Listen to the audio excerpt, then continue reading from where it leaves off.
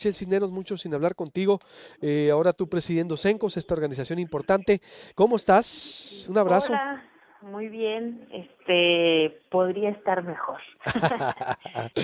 No, hombre, siempre podemos estar mejor, por supuesto, pero lo importante es que estemos bien. Qué gusto escucharte, Híjole, Michelle. ¿Cómo sí, estás? muy bien. A ver. Pues acá desde la Ciudad de México, como bien decías, hemos perdido varias, incluyendo la de la elección del fiscal general.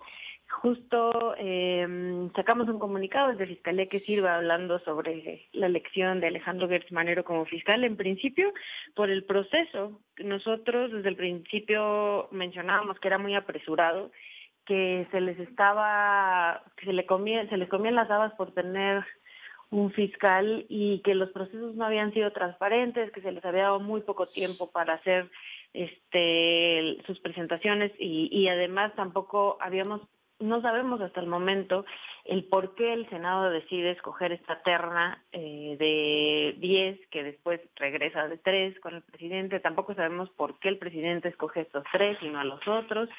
Y tampoco sabemos por qué el Senado al final escoge a Alejandro Gertz Manero. Es un poco repetir el proceso de cómo se hacían las cosas antes, pues volvemos a lo mismo, estamos hablando de un cambio, votamos por un cambio y al final los procedimientos son exactamente los mismos. Gatopardismo, ¿no? Simulación ahí. Es exactamente, ¿no? O sea, Sí. porque además es impresionante que desde el principio se decía que o era Gertz o era Batis, ¿no? Ujú.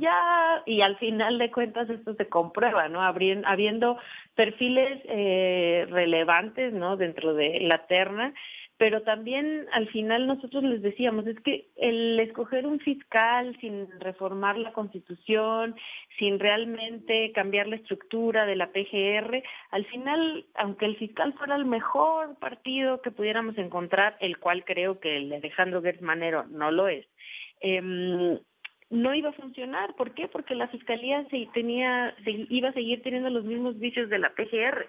Entonces, en un punto tan importante, para que la gente nos entienda, por la fiscalía pasan todos los procesos federales, ahí se investiga, ahí es gran parte del problema de la impunidad en este país, porque la PGR, que es el previo a la fiscalía, no funciona, porque la gente está rebasada, porque muchos de ellos no están capacitados, porque sí también muchos de ellos están corrompidos. Y ahora elegimos un fiscal que va a estar dirigiendo a nuestra nueva fiscalía con casi las mismas reglas que tenía la Procuraduría y con las mismas personas que tenía la Procuraduría. Entonces creemos que esto no va a funcionar y además el nuevo fiscal Alejandro Gertz, viene de un proceso histórico terrible, ¿no? Justo yo tuiteaba la semana pasada que me sentí en 1975 con estas decisiones, porque al final de cuentas Alejandro Gertz dirigió ya la PGR entre el 75 y el 76 y fue uno de los principales, pues fue el operador de una operación llamada Cóndor, en el cual hubo muchísimos casos de espionaje, muchísimos casos de violencia, ¿no? Una relación con Estados Unidos muy turbia, y él dirigía esta operación, ¿no? Y La ahora, operación Cóndor de Richard Nixon. Exacto, es exacto, decir, él la aplicó aquí. exacto. Y ahora es él nuevamente, en ese entonces fue procurador y ahora es él nuestro fiscal, ¿no? Ujú. Sí, bueno, no, Richard Nixon dimitió en el 72, ya estaba, es decir, él la aplicó exactamente, que fue, ¿no? Cuando empieza la prohibición de las drogas, pero él empieza el despliegue entonces y baja toda esta mano dura que se dio para el combate a las drogas. Ixchel. Sí, que en un principio, bueno, en este país nos encanta la parte de mano dura, pero Sí. lamentablemente la mano dura en este país viene acompañada de un montón de secrecía, de un montón de opacidad, de un montón de violaciones a derechos humanos, de un montón de espionaje hacia personas que no solo están involucradas en el crimen organizado, sino también a quienes se considera adversarios, ¿no? Entonces, esta persona, como bien mencionabas en ese entonces, Sí, de y acuerdo. es quien opera quien lleva a cabo esta operación conjunta acá en México, y ahora nuevamente regresa a ser nuestro fiscal. Ujú. Entonces, ¿ves ustedes un retroceso como asociaciones civiles? Sí, claro. O sea, en principio el procedimiento ya lo vimos con muchísimos vicios, ¿no? Como te mencionaba al principio, de muchos problemas de cómo se elige a... mira, no somos ingenuos, sabemos que un presidente va a querer tener un perfil cercano de procurador, ¿no? Pero de ahí a que no se tomen en cuenta como perfiles pues que no estén tan directamente relacionados con el gobierno o que no hayan participado ya en este tipo de operaciones, era lo que nosotros poníamos en la mesa. Y al final también nosotros queríamos que nos explicaran por qué estaban escogiendo a Alejandro Gertz Manero en lugar de otros, tanto el Senado como los presidentes, o sea, que nos den las razones de por qué ellos consideran que este perfil es el mejor. Y eso tampoco lo sabemos, o sea, simplemente pareciera que es una cuestión política y al final de cuentas nosotros teníamos mucha esperanza en la creación de una nueva fiscalía, de un fiscal distinto, y el problema es justo ese, que esto es un retroceso. Y justo uno de los nombres más criticados dentro del gabinete de Andrés Manuel López Obrador era Alejandro Gertz Manero. Y he ahí nuevamente dirigiendo la Procuración de Justicia en nuestro país. ¿Y qué vendría entonces, Ichel? Si ya está él ahí, él que viene de esa operación Cóndor, una etapa de espionaje y persecución, después de Richard Nixon exactamente, que fue el legado para la introducción de las drogas, ¿cuáles serían los retos? Si ya está él ahí, Ichel, ¿qué van a hacer ustedes? ¿Se van a organizar? ¿Vamos a estarlo vigilando entonces?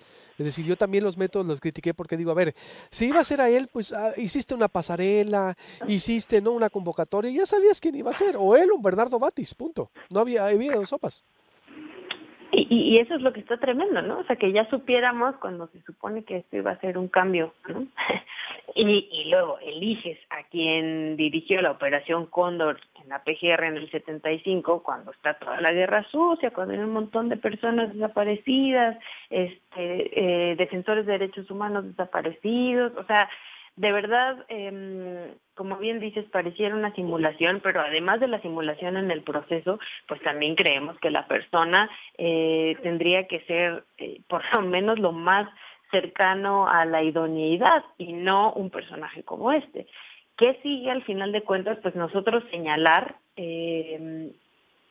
todos estos procesos, pero además el grupo legislativo de Morena se comprometió con nosotros que sí iban a reformar la Constitución después de nombrado al fiscal, que sí iban a reformar el artículo 102 para darle una verdadera autonomía a la Fiscalía y un verdadero poder, y también para revisar quiénes son los perfiles que se están quedando dentro de esta Fiscalía, y ese es para nosotros el siguiente paso. Y al final de cuentas, pues no dejar de señalar lo que haga o deje de hacer nuestro nuevo fiscal, quien por cierto ahora pues la tiene bien difícil con todo lo ocurrido en Hidalgo. Totalmente. Pues estaremos al pendiente, Ixchel, como siempre. Te mando un abrazo y estaremos más al pendiente ahí de tus actividades, estimada. Pues ahí seguimos. No quería dejar de pasar esta entrevista porque anoche asesinaron a un periodista en Baja California, Rafael Murúa, que por cierto estudió en Hermosillo y era un gran periodista muy combativo, quien ya había denunciado amenazas del presidente municipal. ¿De qué Y municipio, perdón? nos pone muy triste a ¿De, todas de qué y a municipio? todos nosotros, perdón. ¿De qué municipio? ¿En qué municipio había recibido amenaza?